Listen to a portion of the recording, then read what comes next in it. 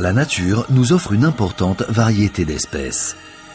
Cette diversité est possible grâce à la faculté qu'ont les êtres vivants à assurer leur survie. Les stratégies pour atteindre ce but sont multiples, mais le principe de base est de former un groupe solide. L'union fait la force. Les mammifères se déplacent en troupeaux, certains oiseaux en colonies. Tout comme les fourmis, les abeilles vivent en société, elles sont organisées pour survivre en coopération et ainsi lutter contre certains prédateurs. Cependant, cette concentration d'individus dans un espace restreint présente aussi des dangers. La ruche est exposée à de nombreuses agressions microbiennes qui représentent une menace bien plus importante que les frelons, les souris et autres nuisibles. Depuis plus de 50 millions d'années, les abeilles résistent aux micro-organismes. La population d'une ruche peut croître jusqu'à 60 000 spécimens et dans ce milieu confiné, il y a foison de germes pathogènes. Afin de se protéger contre ceux-ci, les abeilles ont appris à fabriquer une substance miraculeuse, la propolis. La ruche est une société organisée, avec des tâches bien réparties pour chaque individu. Les butineuses essaiment pour collecter miel, nectar et pollen. Les gardiennes garantissent la défense de la ruche et montent la garde à l'affût des pillards. La reine, quant à elle, prend soin de la ponte des œufs.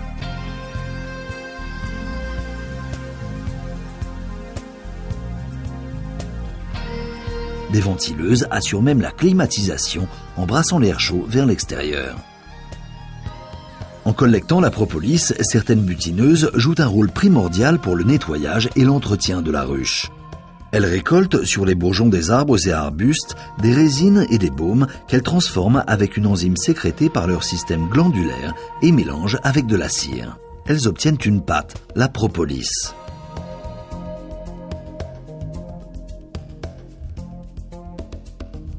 Dès leur retour à la ruche, elles appliquent ce matériau de construction au niveau des fentes et fissures. Chaque rayon est aussi enduit d'une fine couche de propolis. Elles confectionnent également un tapis de propolis à l'entrée de la ruche, obligeant chaque abeille qui entre à franchir cette barrière. La colonie est alors protégée contre les germes. C'est ainsi que l'on peut comprendre pourquoi Aristote appela cette glu résineuse propolis, ce qui signifie défense de la cité.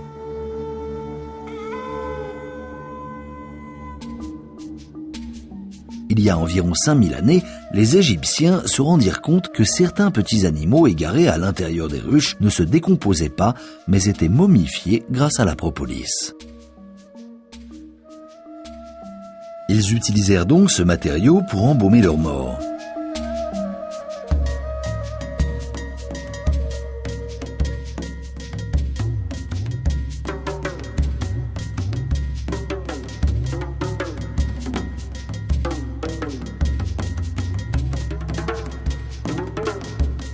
Autrefois, celui qui avait une bonne connaissance des abeilles et de leurs mystères était apprécié de ses contemporains.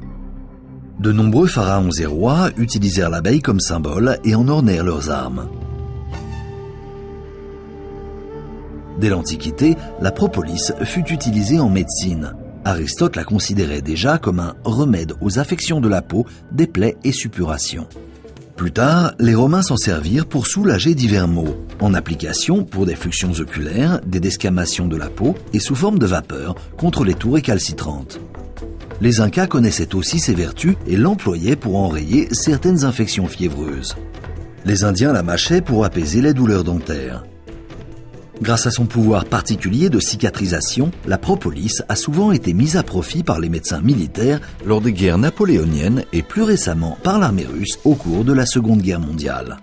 À l'époque, la façon dont agit la propolis reste un mystère, mais tout le monde est convaincu par ses vertus exceptionnelles. Avec la découverte des antibiotiques, la propolis tombe dans l'oubli. C'est seulement à partir des années 60 que le biologiste Carl Lund Haagard redécouvre, un peu par hasard, ses formidables vertus.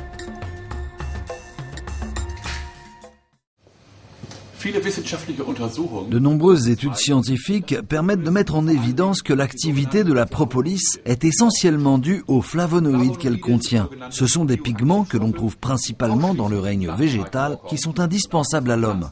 Outre ces flavonoïdes, la propolis renferme des huiles essentielles et des cires qui lui confèrent cette odeur tout à fait caractéristique. Sur le plan thérapeutique, les flavonoïdes ont une action antioxydante et anti-inflammatoire. De plus, ils agissent sur la régénération et la cicatrisation des tissus.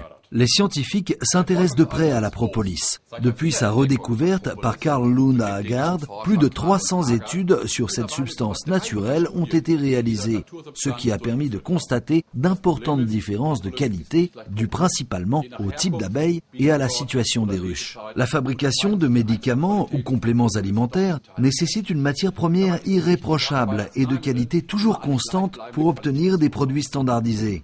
Aujourd'hui, les procédés étudiés par Carl Lund à Haggard sont encore utilisés pour offrir aux consommateurs une propolis dite de qualité propollen.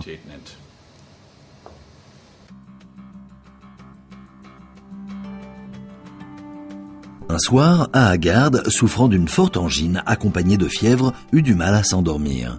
Il réduisit en poudre de la propolis, la dilua dans de l'eau chaude et fit plusieurs gargarismes. Puis, sans réfléchir davantage, il but le reste de ce breuvage et retourna se coucher.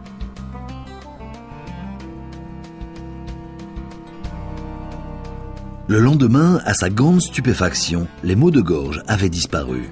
Il s'ensuivit d'autres essais sur lui-même et sur ses proches. Les résultats furent toujours aussi spectaculaires. Fort de ces expériences, il décida d'expérimenter les effets de la propolis sur une partie de la population scandinave, tout en coordonnant la recherche internationale pour la standardisation des préparations à la propolis hautement purifiées et fortement dosées en flavonoïdes, pour lesquelles il obtint un brevet. Après avoir subi un nettoyage méticuleux, des propolis provenant de diverses origines sont intimement mélangées selon un procédé tout à fait spécifique jusqu'à l'obtention d'une poudre de propolis de première qualité.